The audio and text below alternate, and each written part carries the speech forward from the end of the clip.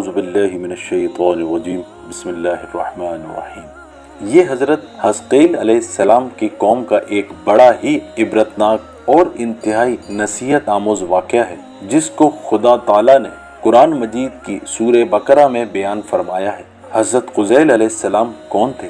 یہ حضرت موسیٰ علیہ السلام کے تیسرے خلیفہ ہیں جو منصب نبوت پر سرفراز کیے گئے۔ حضرت موسیٰ علیہ السلام کی وفات اقدس کے بعد آپ کے خلیفہ اول حضرت یوشع بن نون علیہ السلام ہوئے، جن کو اللہ تعالیٰ نے نبوت عطا فرمائی۔ ان کے بعد حضرت کالب بن یحییٰ علیہ السلام حضرت موسیٰ علیہ السلام کی خلافت سے سرفراز ہو کر مرتبہ نبوت پر فائز ہوئے۔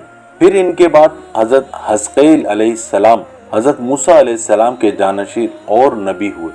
حضرت حزقیل علیہ السلام کا لقب ابن العجوز ہے، جس کا مطلب بڑھیا کے بیٹے ہے۔ ابن العجوز کہلانے کی وجہ یہ ہے کہ یہ اس وقت پیدا ہوئے تھے جب ان کی والدہ ماجدہ بہت بوڑھی ہو چکی تھی، اور آپ کا لقب ذوالکفل اس لیے ہوا کہ آپ نے اپنی کفالت میں لے کر 70 انبیاء کرام کو قتل سے بچا لیا تھا، جن کے قتل پر یہودی قوم آمادہ ہو گئی تھی۔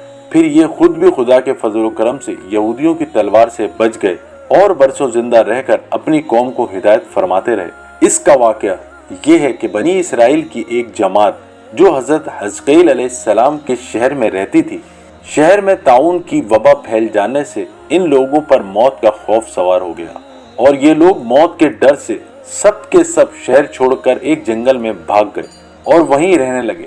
تو اللہ تعالیٰ کو ان لوگوں کی یہ حرکت بہت زیادہ ناپسند ہوئی، چنانچہ اللہ تعالیٰ نے ایک عذاب کے فرشتے کو اس جنگل میں بھیج دیا، جس نے ایک پہاڑ کی آڑ میں چھپ کر اور چیخ مار کر بلند آواز سے یہ کہہ دیا، تم سب مر جاؤ۔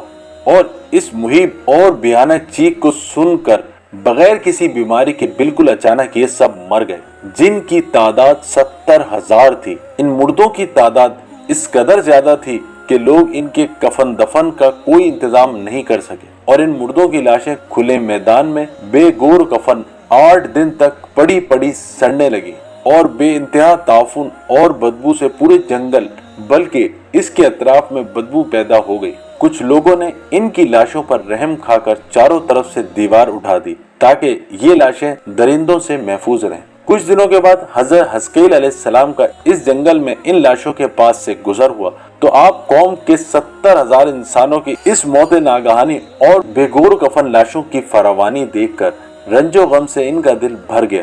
آپ دیدہ ہو گئے اور باری تعالیٰ کی بارگاہ میں دکھ بھرے دل سے گڑ گڑا کر دعا مانگنے لگے کہ یا اللہ، یہ میری قوم کے افراد تھے جو اپنی نادانی سے غلطی کر بیٹھے کہ موت کے ڈر سے شہر چھوڑ کر جنگل میں آ گئے۔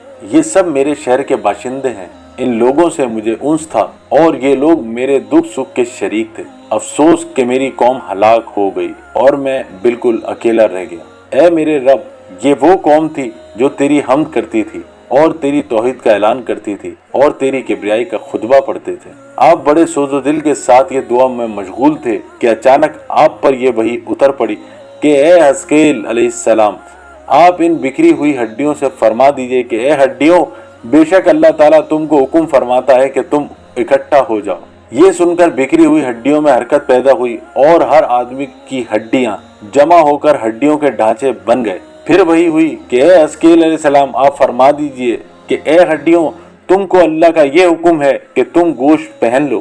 یہ کلام سنتے ہی فوراً ہڈیوں کے ڈھانچوں پر گوشت پوش چڑھ گئے۔ پھر تیسری بار یہ وحی نازل ہوئی، اے حزقیل، اب یہ کہہ دو کہ اے مردوں، خدا کے حکم سے تم سب اٹھ کھڑے ہو جاؤ۔